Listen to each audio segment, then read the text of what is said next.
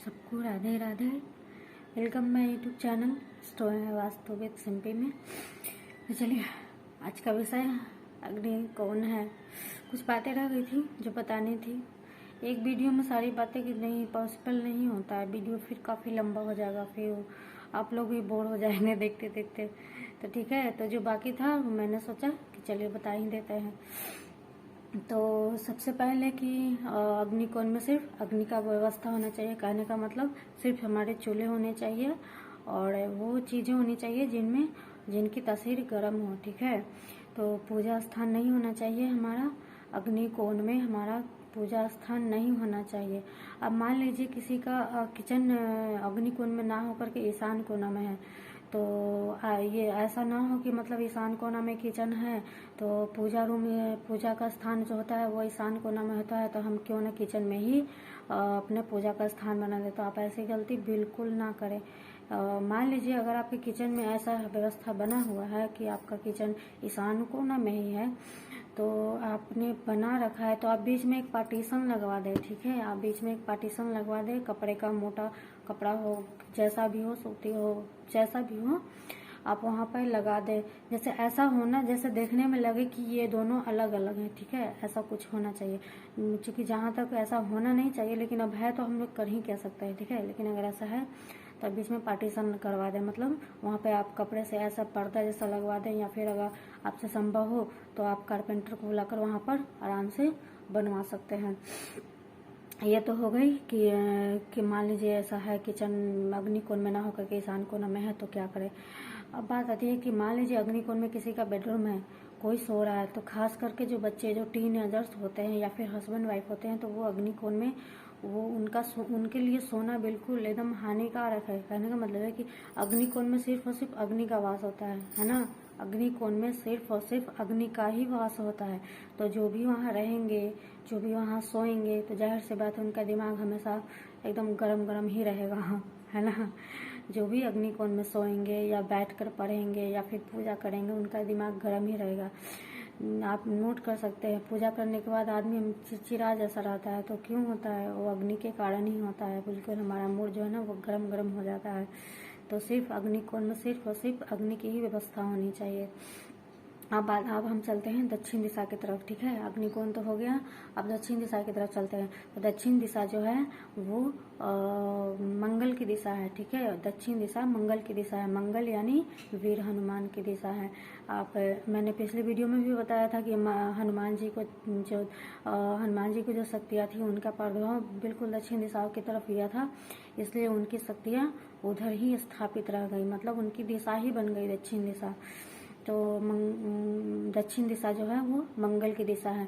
तो दक्षिण दिशा में मैंने बताया ही था, पिछले वीडियो में बताया था कि जितनी भी भारी वस्तुएं हैं वो हमारे दक्षिण दिशा के। जैसे कहने का मतलब है कि सपोज अगर आपके घर को कोई तराजू पे तौले, अगर आपके घर को दो हिस्सों में बांट कर कोई तराजू पे तौले, तो आपका पूर्व और उत्तर हल्का हो, आपका पूर्व और उत्तर का जो पलड़ा होगा वो हल्का होगा और वो पश्चिम और दक्षिण का भारी होगा। आप ऐसा समझ लीजिए। ठीक है, चलिए, तो दक्षिण दिशा हो गई, जितने भी भारी वस्तुएं हों वो होने चाहिए। और दक्षिण दिशा में विंडो नहीं होना चाहिए। अगर मान लीजिए दक्षिण दिशा से विंडो है, जैसे ऐसा नहीं है कि वहाँ बहुत खराब चीज़ आदमी उस तरफ ऐसा रहेगा, तो वहाँ की शक्तियाँ इतनी पावरफुल होती है ना, दक्षिण दिशा की शक्तियाँ इतनी पावरफुल हैं कि उनको अपने ऊपर मतलब अपने अंदर समाहित करने की हम आम इंसान के अंदर इतनी पावर नहीं है कि उन शक्तियों को हम लोग झेल सके। बस ऐसा ही रीजन है। ठीक है, दक्षिण दिशा की शक्तियाँ इतनी पावरफुल हैं कि उनसे आने वाली जो एनर्जी होगी उसे सहन करने की हम तुच्छ इंसान में इतनी शक्ति नहीं है। इसलिए दक्षिण दिशा से लोग बोलते हैं कि आप ऐसा ना करें, ऐसा ना करें, ऐसा ना करें। कुछ ऐसा है, इतनी गर्मी है उस दिशा में कि बस इंसान को सहन नहीं होती है, इसलिए शास्त्रों में ऐसा मना किया गया है। और कोई खास रीजन नहीं है कि आदमी ऐसा करेगा वैसा। जो लोग सह लेंगे वो लोग सह लेंगे, जो नहीं सहेंगे उनके लिए गलत होगा। तो बस यही रीजन है। तो जितनी भी भारी वस्तुएं हैं उसको वहां पर रखें ताकि वो दबा रहे, उनकी एनर्जी दबी रहे। कुछ ऐसा ही है। ठीक है, अब चलते हैं हम नैऋत्य कोण में। ठीक है, नैऋत्य कोण में, तो नैऋत्य कोण में घर के जो मालिक होते हैं, हस्बैंड वाइफ होते हैं, उनका सोने का कमरा होना चाहिए। और हमारे घर का जो भी होता है फर्नीचर, जो मैंने बताया ही था, बाकी चीज़ें होती हैं वो होनी चाहिए। और इलेक्ट्रॉनिक हमारे जो बिजली से चलने वाले जितनी भी सामान है, बिजली से चलने वाले जितनी भी सामान है, जितनी भी वस्तुएं हैं वो दक्षिण दिशा की तरफ होनी चाहिए। कुछ ऐसी व्यवस्था करें ताकि घर का माहौल बिल्कुल पॉजिटिव हो। यहाँ पर थोड़ा सा एक पॉइंट रह गया है, अग्निकोण। जब भी हम खाना बना रहे होते हैं तो मान लीजिए हफ्तों का 7वां दिन है, तो 7वां दिन जो घर की गृहिणियाँ होती है उनका मूड हैप्पी तो नहीं होता है, पता है, नहीं होता है। 7वां दिन हैप्पी मूड नहीं होता है। किसी दिन ऐसा कुछ हो ही जाता है कि हमारा मूड जो है सो चिड़चिड़ा जैसा होता है। मूड जो है ना, क्या कहते हैं उसको, बिल्कुल मूड ऑफ होता है। करना चाहते हैं लेकिन करने का मन नहीं करता है। तो देखिए, जब भी आप खाना बना रहे हो, जब आपका हाथ आपके किचन, आपके गैस चूल्हे से लगा हो, आपका जो खाना बना रही हैं उस सामग्री से जब भी आपका हाथ लगा हो, तो आप ध्यान दीजिए कि आपका मूड खराब ना हो। जैसे कहने का मतलब है कि जब आप खाना बना रहे हैं तो आपकी एनर्जी उस खाने में जा रही है, ठीक है। खाने में जो भी बना रहे हैं उसमें पानी होता है ना, तो पानी जो होता है, जल जो होता है, वो हर चीज़ को सोखता है। कहने का तात्पर्य ये, जैसे आप ध्यान दीजिए, लोग तीर्थों पर स्नान करने क्यों जाते हैं, माँ गंगा स्नान क्यों करने जाते हैं, आखिर ऐसा क्या होता है। तो इसका कारण यही है कि जो जल जो होता है ना, वो अच्छी बातों को भी सोखता है और गंदी बातों को भी सोखता है। तो माँ गंगा जो है, स्नान जो लोग करने जाते हैं, इसलिए कैसे के लोग कहते हैं कि गंगा नहाया और सारे पाप धुल गए, तो वही है कारण, वही है कि जल जो होता है ना, वो हमारी नेगेटिविटी को भी सोखता है और पॉजिटिविटी को भी सोखता है। तब मान लीजिए कोई भी ऐसा कोई मनुष्य है, उसने गंगा स्नान किया, तो उसके अंदर का जो नेगेटिविटी होगा वो उसके गंगा में जो जल होगा उस जल में समाहित हो जाएगा। और उसके आसपास इतनी सारी पूजा होते रहती है, इतने सारे मंत्र उच्चारण होते रहते हैं, आरती होते रहती है, धूप बत्ती होते रहती है, तो वो सारे वहाँ का जो वातावरण होता है ना, बिल्कुल पॉजिटिव हो रखा था, बिल्कुल अच्छा हो रखा था, बिल्कुल प्रभु की उसमें एनर्जी रहती है ना, महादेव की एनर्जी रहती है, तो वो हमारे अंदर समाहित हो जाती है उस जल के द्वारा। तो कुछ ऐसा कॉम्बिनेशन बना हुआ है गंगा स्नान को लेकर, ठीक है। तो बस ऐसा ही समझिए कि जो जल जो होता है ना, वो हर चीज सोखता है। आप अगर अच्छी बातें बोल रहे हैं तो वो जल सोख रहा है, अगर आप किसी के लिए कुछ बुरा बोल रहे हैं तो भी वो जल सोख रहा है।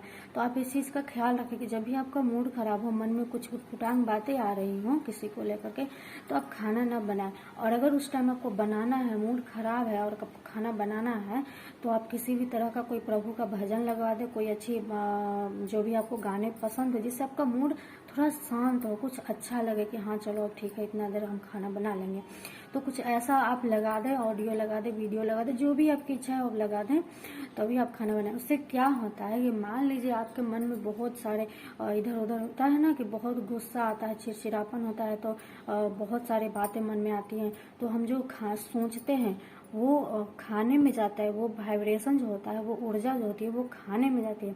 और जो भी आपके घर के जो सदस्य होंगे वो उस खाने को खाएंगे, तो आप जो सोचेंगे वही उनके दिमाग में पनपने लगेगा, ठीक है। अगर ऐसा आप रियल करेंगे, ऐसा शोध में निकला है कि एक व्यक्ति, एक गृहिणी, यानी कोई भी ऐसा मनुष्य, कोई भी ऐसा प्राणी अगर 1 महीने तक पूरे गुस्से में किसी को खाना खिला रहा है बना करके, तो 1 महीने के बाद उस आदमी का बीमार पड़ना निश्चित है, ऐसा शोध में पाया गया है, ठीक है।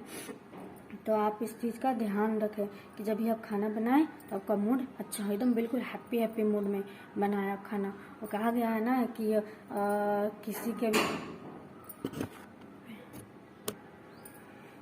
किसी ने कहा, सुने होंगे आप लोगों ने, कि किसी का भी दिल का रास्ता पेट से होकर गुजरता है, तो सिर्फ दिल ही नहीं, हमारा मन भी होता है। कहने का मतलब होता है कि जैसा अन्न वैसा मन, ठीक है। आप इस चीज़ों में ख्याल रखें कि अगर आप प्रभु का कोई भजन चला रहे हैं, कोई मंत्र चला रहे हैं, तो अगर आप कोई लहसुन प्याज बना रहे हैं खाने में, तो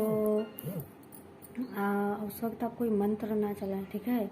मंत्र ना चलाएं, जब भी आप खाना बना रहे हो तो लहसुन प्याज वाला हो तो आप मंत्र ना चलाएं। आप कोई भजन लगा लें, कोई अच्छा सा आपका जो सॉन्ग हो वो लगा लें, बट मूड ठीक रखने की कोशिश कीजिए।